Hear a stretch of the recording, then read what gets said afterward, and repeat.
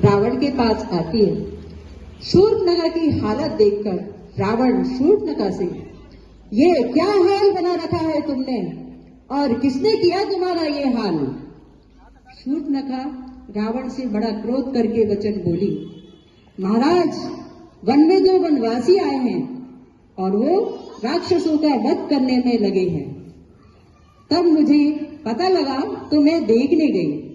वहां मैंने देखा कि उन दोनों सुंदर वनवासियों के साथ एक तरुणी स्त्री भी है, जिसकी देवता, मनुष्य या राक्षसों में कोई तुलना नहीं है। और ये सोचकर कि जैसे हर सुंदर वस्त्र पर लंका में होनी चाहिए, यही सोचकर मैंने उस स्त्री का हरण करना चाहा। तो उन वनवासियों ने मुझ पर हमला कर मेरी ये गति कर दी।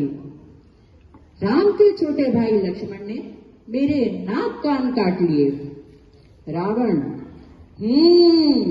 हमला कर दिया। तो वहां उस वन में खरदूषण क्या कर रहे थे? तुमने उनसे सहायता नहीं मांगी? और क्या तुमने उन्हें नहीं बताया कि तुम लंकेश की बहन हो?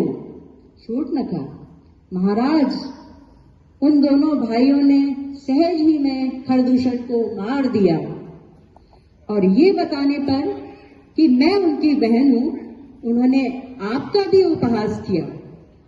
रावण, असंभव, खरदूषण तो हमारे समान ही बलशाली है, तो भला उन्हें कोई मानव कैसे मार सकता है? शूर्पणखा क्रोध से, भाई, तूने तो देश और खजाने की सुध ही मिला दी। शराब पी लेता है और दिन रात पड़ा सोता रहता है। सभा के बीच वह व्याकुल होकर पड़ी, बहुत रो रो कर कहने लगी, अरे दशग्रीव, तेरे जीते जी मेरी ये दशा होनी चाहिए। अरे वे दोनों भाई परमवीर और बलशाली हैं। वे पूरी राक्षस जाति का संहार करने आए हैं।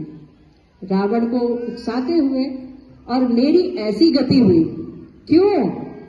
क्योंकि मैं अपने भाई के लिए उस तरुणी स्त्री का हरण करना चाहती थी।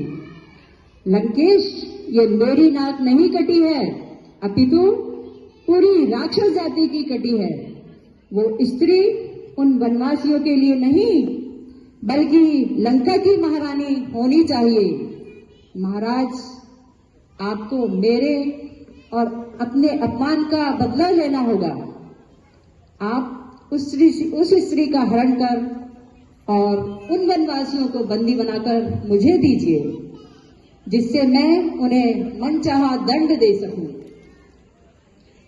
खरदूषण और तृष्णा का वध सुनकर रावण क्रोध से खड़ा हो जाता है।